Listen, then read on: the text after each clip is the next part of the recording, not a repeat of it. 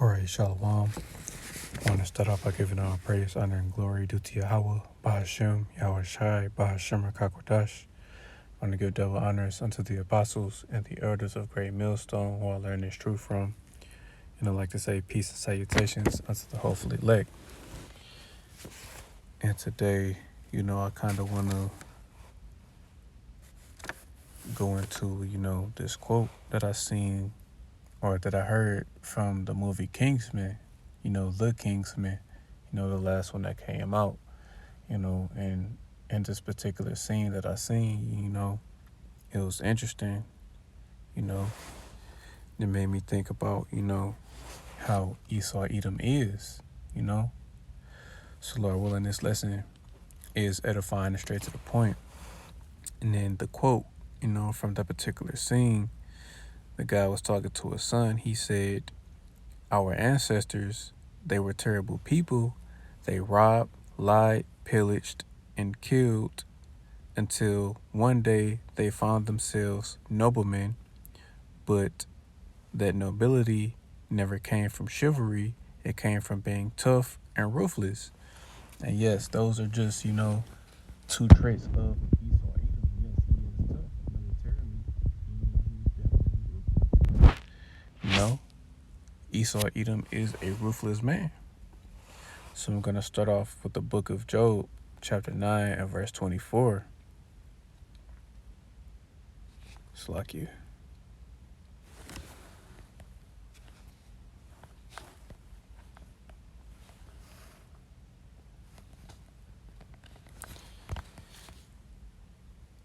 Here's the book of Job, chapter 9 and verse 24. The earth is given into the hand of the wicked. He covereth the faces of the judges thereof. If not, where and who is he? And yes, the wicked being Esau Edom. And he is the wicked. Prove that Esau Edom is, Edom. I'm going to go to the book of Genesis, chapter 36 and verse 1. Now these are the generations of Esau, who is Edom, Then I'm going to read down to verse 8.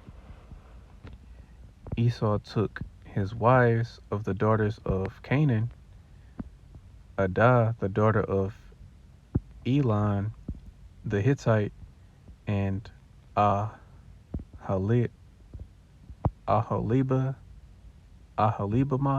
the daughter of Anna, the daughter of Zibeon, the Hivite, and Beshemath, Ishmael's daughter, sister of Nebajoth, and Ada bare to Esau Eliphaz, and Beshemath bare Ruel, and Aholibamah bare Jewesh, and Jalam, and Korah. These are the sons of Esau, which were born unto him in the land of Canaan. Esau took his wives and his sons and his daughters, and all the persons of his house, and his cattle, and all his beasts, and all his substance, which he had got in the land of Canaan, and went into the country from the face of his brother Jacob, for their riches were more than that they might dwell together, and the land wherein they were strangers could not bear them because of their cattle.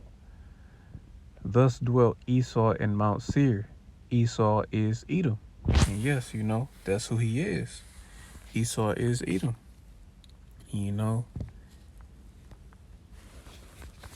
has a very intense hatred, for his brother Jacob, which are, the 12 tribes of Israel.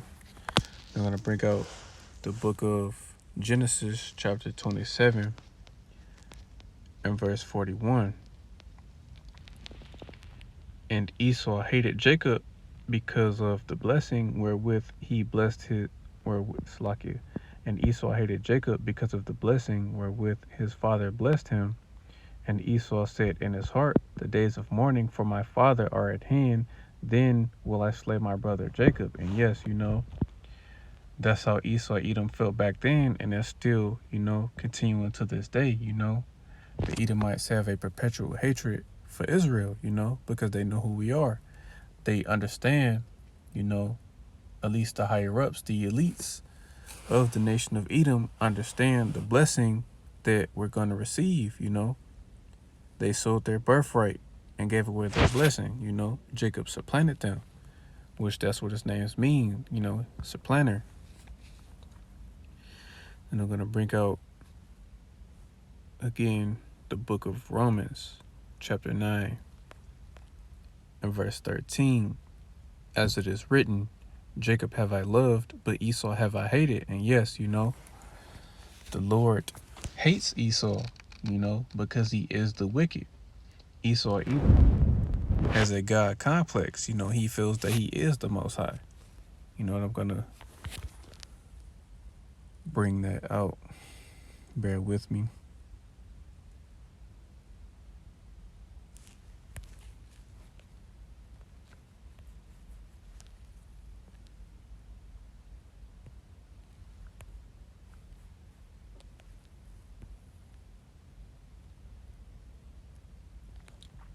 Okay, this is the book of Isaiah, chapter 14, and verse 13. For thou hast said in thine heart, I will ascend into heaven, I will exalt my throne above the stars of Yahweh, I will sit upon, Salakia, I will sit also upon the mount of the congregation in the sides of the north. Excuse me, Salakia. And yes, Esau Edom feels that, he is the Most High. And he isn't. He isn't. He's just a man. And the Lord is going to show him that he's just a man when he returns, I'm going to bring out the book of John. And verse 10. The thief cometh not, but for to kill and to steal. The thief cometh not, but for to steal and to kill and to destroy. I am come that they might have life, and that they might have it more abundantly. And yes, this is what Esau Edom does. He steals, he kills, and he destroys. One of the prime examples is when he came to America. He came over and basically took the land of America from the tribes of Reuben and Gad, because they were dwelling in this land before Esau came over here. He raped, robbed, and pillaged them. He took this land from them, and that's why, when I found that kind of spiritual, when I heard that particular scene, that the God admitted that his ancestors, or that their ancestors, were terrible, because the Edomites are terrible. That's what they do. They steal, they kill, and destroy. And this is one of the many reasons why Esau Edom has to be taken out, and why the days are being shortened for the elect's sake, because if they weren't, no one would survive. Esau Edom's going to kill everybody and then ultimately destroy himself. I'm going to bring out the book of Malachi, chapter 1 and verse 2. I have loved you, saith the Lord, yet ye say, wherein hast thou loved us? Was not Esau Jacob's brother? Saith the Lord, yet I loved Jacob, and I hated Esau, and laid his mountains and his heritage waste for the dragons of the wilderness. And yes, that's what the Lord is going to do. When he delivers his elect, he's going to take Esau Edom down by way of World War III, and the ICBM missiles. America is going to be completely destroyed. And as you can see in the headlines, Russia and the Ukraine, are going to war. But, it isn't the end yet, you know. One major prophecy still has to come to pass, you know, before that destruction can come. And that prophecy being Revelation chapter 13 and verse 16 on down, you know, the mark of the beast. That chip has to be implemented before that destruction can come and the Lord returns, you know. And then I'm going to end off on this. This is the book of Revelation, chapter 12, and I'm going to start at verse 11. And they overcame him by the blood of the Lamb and by the word of their testimony, and they loved not their lives unto death. And yes, that's the elect, you know. Therefore rejoice, ye heavens, and ye that dwell in them. Woe unto the inhabitants of the earth and of the sea, for the devil is come down unto you, having great wrath, because he knoweth he hath but a short time. And yes, you know, that's pretty much what's taking place, you know.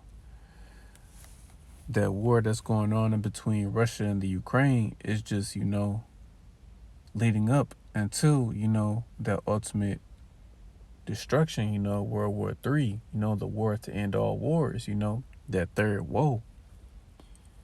This is basically what that's leading up to, you know. But that last prophecy still has to come to pass before, you know, that destruction can come. And you know what? I want to bring it out. This is the book of Revelation, chapter Slakia. This is the book of Revelation, chapter 13, and I'm going to start at verse 15.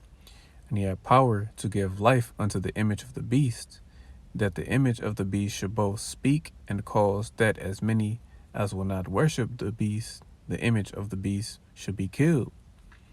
And he causeth all, both small and great, rich and poor, free and bond, to receive a mark in their right hand or in their foreheads, and that no man might buy or sell, save he that had the mark of the beast, or the name of the beast, or the number of his name. Here is wisdom. Let him that hath understanding count the number of the beast, for it is the number of a man, and his number is 666, 666, you know. That's Esau Edom's number, and he can't escape it, you know. Anything that he does, especially concerning numerology, always involves the number 6. You know, he can't escape it. But, you know, the point of this lesson being is that, you know, Esau Edom is the wicked. He is the thief. He is the robber, you know. And that's what he does. He kills, he steals, he destroys. And I'm just going to read that quote one more time, and I'm going to close. And he says, our ancestors, they are Slakia. Our ancestors, they were terrible people.